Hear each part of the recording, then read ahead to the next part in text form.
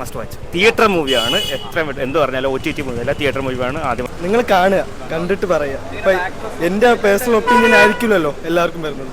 DOP നൈസായിരുന്നു. ഞാൻ അവസാനമാണ് എഴുതി കാണിച്ച് പറഞ്ഞത് പുള്ളി തന്നെയാണ് എൻ്റെ DOP ചെയ്തതെന്ന്. DOP നൈസായിരുന്നു.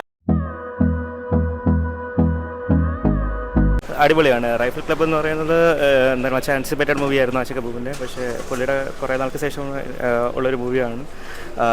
ബാക്ക്ഗ്രൗണ്ടും ബാക്കിയുള്ള സംഭവങ്ങളും മേക്കിംഗ് ഒക്കെ കിടിലുമാണ്. DOP അടിപൊളിയാണ്. പിന്നെ തുടക്കം മുതൽ അവസാനം വരെ അങ്ങേയറ്റം കിടിലുമാണ്. റെക്സ് വേജൻ്റെ മ്യൂസിക് ബാക്ക്ഗ്രൗണ്ടും ബാക്കിയുള്ള കാര്യങ്ങളെല്ലാം സൂപ്പറായിട്ടുണ്ട്.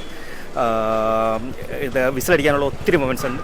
അടിപൊളിയാണ്. മസ്റ്റ് വാച്ച് തിയേറ്റർ മൂവിയാണ്. എത്ര എന്ത് പറഞ്ഞാലും OTT മൂവി അല്ല, തിയേറ്റർ മൂവിയാണ്. ആദ്യം മുതൽ അവസാനം വരെ കിടിലുമായിട്ടുണ്ട്. സോ വളരെ എൻ്റർടൈൻമെൻ്റ് ആയിട്ടുള്ള മൂവിയാണ്.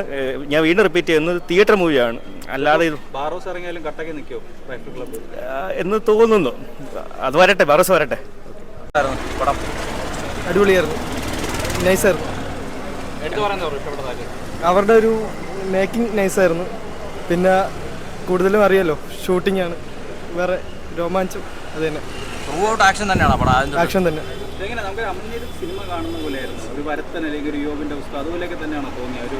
അതിൽ നിന്നും ലൈക്ക് അതിൽ നിന്നും കുറച്ചും കൂടി ബെറ്റർ ആയിട്ടുണ്ട്. എനിക്കിഷ്ടപ്പെട്ടുണ്ടായിരുന്നു. DOP ലെവല് നൈസാണ്. ഓരോ ഷോർട്സ് ആയാലും മീൻസ് നിങ്ങൾ കാണുക, കണ്ടിട്ട് പറയുക. ഇപ്പം എൻ്റെ പേഴ്സണൽ ഒപ്പീനിയൻ ആയിരിക്കില്ലല്ലോ എല്ലാവർക്കും വരുന്നത്. നല്ല സിനിമ, കണ്ടോണ്ടിരിക്കാൻ കൊള്ളാം. നല്ല സിനിമ. റൈഫിൾ പബ്ലിക് നല്ല പടമാണ്. ആഷിഖ് കപൂറിൻ്റെ നല്ലൊരു മേക്കിംഗ് സിനിമയായിരുന്നു.